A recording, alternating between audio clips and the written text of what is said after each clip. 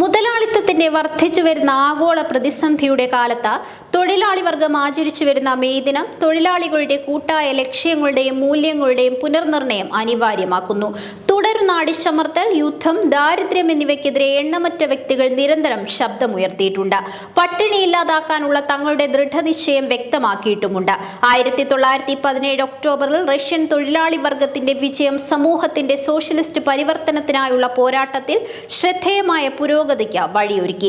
രാജ്യാന്തര തലത്തിൽ തൊഴിലാളികൾക്ക് പ്രചോദനമായി. സാർവദേശീയവാദം തീക്ഷ്ണമായി പ്രസരിപ്പിക്കുന്നതിൽ വർത്തമാനകാലത്തിന് സമാനമായി മറ്റൊരു കാലഘട്ടം ചൂണ്ടിക്കാട്ടാനാകില്ല. ആഗോള മുതലാളിത്തം അതിന്റെ ചൂഷണ മേഖലകൾ വ്യാപിപ്പിക്കുന്നതിനാൽ സ്വയം പ്രതിരോധിക്കാനായി സംഘടിതരാകാൻ തൊഴിലാളികൾ നിർബന്ധിതരാകുന്നു. വികസിത അവികസിത ഓഹരി വിപണികളിൽ പതിവായി അനുഭവപ്പെടുന്ന ആഘാതങ്ങൾ ലോക മുതലാളിത്തത്തെ ബാധിക്കുന്ന പ്രതിസന്ധിയുടെ പ്രതിഫലനമാണ്. പ്രതിസന്ധി രൂക്ഷമാകുമ്പോൾ തൊഴിലാളികൾ അവരുടെ ആവശ്യങ്ങളും അഭിലാഷങ്ങളും കേന്ദ്രീകരിക്കുന്ന പരിപാടിയിൽ സ്വയം സജ്ജരാകേണ്ടതുണ്ട്.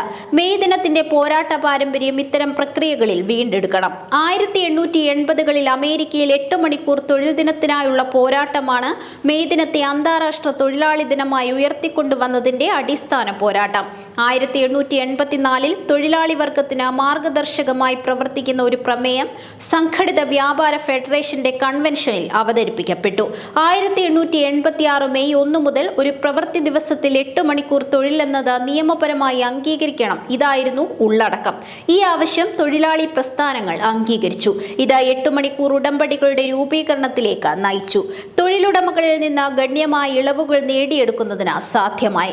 ട്രേഡ് യൂണിയൻ അംഗത്വം ഇരട്ടിയായി വർദ്ധിക്കുകയും ചെയ്തു. ചിക്കാഗോയിൽ നടന്ന 25,000 പേരുടെ മെയ് ദിന റാലി നിർണായക മുന്നേറ്റമായി. വളർന്നുവരുന്ന തൊഴിലാളി പ്രസ്ഥാനങ്ങളെയും തൊഴിലാളി പോരാട്ടങ്ങളെയും ക്രൂരമായി അടിച്ചമർത്താൻ തൊഴിലുടമകളെയും പ്രേരിപ്പിച്ചു. സർവ്വരാജ്യ തൊഴിലാളികളെ സംഘടിക്കുവിൻ എന്ന മുദ്രാവാക്യമുയർത്തി പണിമുടക്കിയ തൊഴിലാളികൾക്കു നേരെ നിറത്തോക്ക് പ്രയോഗിച്ചു.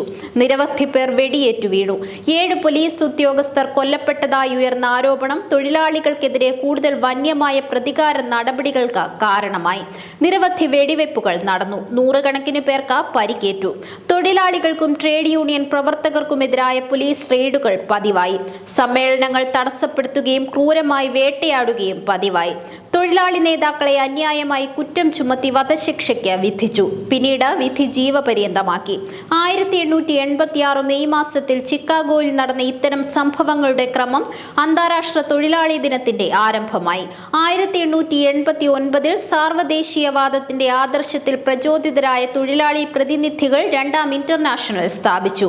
ഈ സംഘടനയുടെ കേന്ദ്ര പ്രമേയം എല്ലാ മെയ് ദിനത്തിലും എല്ലാ രാജ്യങ്ങളിലെയും തൊഴിലാളികൾ ഒരു ദിവസത്തെ തൊഴിൽ സമയം 8 മണിക്കൂറിൽ നിജപ്പെടുത്തണമെന്നാവശ്യപ്പെട്ട പണിമുടക്കുകളിലും പ്രകടനങ്ങളിലും ഏർപ്പെടുമെന്നതായിരുന്നു. 1890 മെയ് 1 യൂറോപ്പിലുടനീളം തൊഴിലാളികൾ അണിനിരന്നു. ബാഴ്സലോണയിൽ 100,000 പേരും, സ്റ്റോക്ക്ഹോമിൽ 1,20,000 പേരും, വാർസോയിൽ 8,000 പേരും പ്രകടനം നടത്തി.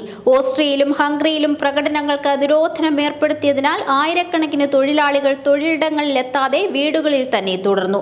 ഇറ്റലിയിലും ഫ്രാൻസിലും പണിമുടക്കുകൾ വ്യാപിച്ചു. വടക്കൻ ഫ്രാൻസിൽ അധികാരികളുടെ വേട്ടയിൽ 10 തൊഴിലാളികളുടെ ജീവൻ പൊലിഞ്ഞു. 8 മണിക്കൂർ ജോലി നിജപ്പെടുത്തിയുള്ള തൊഴിൽ ദിനത്തിനായുള്ള പോരാട്ടം തുടർന്നു. നിരവധി തൊഴിലാളികൾക്ക് ജീവൻ നഷ്ടപ്പെട്ടു. നീണ്ട വർഷത്തെ തൊഴിലാളി വർഗ പോരാട്ടവും ചെറുത്തുനിൽപ്പും മെയ് ദിനത്തിൽ ലോകമെമ്പാടും തൊഴിലാളി വർഗം കൊണ്ടാടുകയാണ്. നിർഭാഗ്യവശാൽ തൊഴിലാളി വർഗം ഇന്നും ലോക മുതലാളിത്തത്തിന്റെ ചങ്ങലകളാൽ ബന്ധിതമാണ്. സമൂഹത്തെ അടിസ്ഥാനപരമായി മാറ്റിമറിക്കാനുള്ള തൊഴിലാളികളുടെ ആവർത്തിച്ചുള്ള ശ്രമങ്ങൾ പലപ്പോഴും തടസ്സപ്പെടുകയും ചെയ്യുന്നു. തൊഴിലാളി ട്രേഡ് യൂണിയൻ പ്രസ്ഥാനങ്ങളെ പുനരുജ്ജീവിപ്പിക്കുക എന്ന നിർണായക ദൗത്യം സോഷ്യലിസ്റ്റ് നയങ്ങൾക്കായുള്ള പോരാട്ടത്തിൽ നിന്ന് വേർതിരിക്കാനാകാത്തതാണ്. തൊഴിലാളി പ്രസ്ഥാനത്തിനുള്ളിൽ മുതലാളിത്ത നയങ്ങൾക്ക് വ്യക്തമായൊരു ബദൽ മുന്നോട്ട് വയ്ക്കേണ്ടതുണ്ട്. BJP സർക്കാരിന്റെ കഴിഞ്ഞ 10 വർഷത്തിനിടയിൽ തൊഴിലാളികളുടെ ഉപജീവന മാർഗവും തൊഴിൽ സാഹചര്യങ്ങളും നിരന്തരമായ ആക്രമണത്തിന് വിധേയമായിട്ടുണ്ട്. ഈ കാലയളവിൽ വൻകിട കോർപ്പറേറ്റുകൾക്ക് അനിയന്ത്രിതമായി തൊഴിലാളികളെ ചൂഷണം ചെയ്യുന്നതിന് അവർ പോരാട്ടങ്ങളിലൂടെ നേടിയെടുത്ത അവകാശങ്ങൾ വെട്ടിക്കുറയ്ക്കാൻ ശ്രമിക്കുന്നു. നിലവിലുള്ള തൊഴിൽ നിയമങ്ങളെ നരേന്ദ്രമോദി സർക്കാർ 4 തൊഴിൽ നിയമങ്ങളായി സംയോജിപ്പിച്ചിരിക്കുന്നു. ഇതുവരെ വിജ്ഞാപനം വിതരണം ചെയ്തിട്ടില്ലെങ്കിലും തൊഴിൽ നിയമനങ്ങളിൽ വേതന കോഡ്, വ്യാവസായിക ബന്ധ കോഡ്, സാമൂഹിക സുരക്ഷാ കോഡ്, തൊഴിൽ സുരക്ഷ, ആരോഗ്യം, തൊഴിൽ സാഹചര്യങ്ങൾ എന്നിവ ഉൾപ്പെടുന്നു. പുതിയ കോഡുകൾ തൊഴിൽ നിയമങ്ങൾ ലളിതമാക്കുകയും ആധുനികവൽക്കരിക്കുകയും ചെയ്യുമെന്ന് കേന്ദ്രം അവകാശപ്പെടുന്നുണ്ടെങ്കിലും തൊഴിലാളി വർഗം ഇതുവരെ പോരാട്ടത്തിലൂടെ നേടിയെടുത്ത എല്ലാ ആനുകൂല്യങ്ങളും എടുത്തുകളയുന്നു എന്നതാണ് വസ്തുത. ഉദാഹരണത്തിന്, വേതന കോഡ് വ്യത്യസ്ത മേഖലകൾക്ക് വ്യത്യസ്ത പരിധികൾ ബാധകമാകുന്നതിനാൽ സാർവത്രിക മിനിമം വേതനം എന്നത് ഇല്ലാതെയാകുന്നു. തൊഴിൽ സുരക്ഷ, ആരോഗ്യം, തൊഴിൽ സാഹചര്യങ്ങൾ എന്നിവയെക്കുറിച്ചുള്ള കോഡ് ജോലി സമയം ഒരു ദിവസം 12 മണിക്കൂറായി ഉയർത്താൻ അനുവദിക്കുന്നു. അന്തർ സംസ്ഥാന മൈഗ്രന്റ് വർക്ക്മെൻസ് ആക്ട് ഉൾപ്പെടുത്താൻ ശ്രമിക്കുന്നത് കരാർ തൊഴിലാളികളെയും കുടിയേറ്റ തൊഴിലാളികളെയും ദോഷകരമായി ബാധിക്കും. വ്യാവസായിക ബന്ധങ്ങളെക്കുറിച്ചുള്ള കോഡ് തൊഴിലാളികളുടെ സംഘടിക്കാനും കൂട്ടായ പ്രവർത്തനങ്ങളിൽ ഏർപ്പെടാനുമുള്ള അടിസ്ഥാന അവകാശങ്ങളെ ഇല്ലാതാക്കുന്നു. ഈ കോഡ് ട്രേഡ് യൂണിയനുകളുടെ രജിസ്ട്രേഷൻ കൂടുതൽ ദുഷ്കരമാക്കും. സാമൂഹിക സുരക്ഷയെക്കുറിച്ചുള്ള 4ാമത്തെ കോഡ് നിലവിലുള്ള സാമൂഹിക സുരക്ഷാ അവകാശങ്ങളെ പോലും അനിശ്ചിതത്വത്തിലാക്കും. ഈ കോഡിന് വ്യക്തമായ സാമൂഹിക സുരക്ഷാ പദ്ധതിയില്ല, ആവശ്യമായ വിഭവങ്ങളും നൽകിയിട്ടില്ല. വൻകിട കോർപ്പറേറ്റുകൾക്ക് ബിസിനസ് ചെയ്യുന്നതിനുള്ള എളുപ്പം ഉറപ്പാക്കുക മാത്രമാണ് ലേബർ കോഡുകൾ ലക്ഷ്യമിടുന്നത്. ഇതിലൂടെ തൊഴിലാളികളുടെ നിലവിലുള്ള അടിസ്ഥാന അവകാശങ്ങൾ അകലെയാക്കുന്നു, അനിയന്ത്രിതമായ ചൂഷണം സാധ്യമാക്കുന്നു. ഒരു യഥാർത്ഥ പോരാട്ട ബദൽ സൃഷ്ടിക്കുന്നതിനുള്ള ശ്രമത്തിൽ മെയ് ദിനത്തിന്റെ ഭൂതകാലം വീണ്ടെടുത്തേ മതിയാവൂ. മെയ് ദിനം തൊഴിലാളികളുടെ ദിവസമാണ്.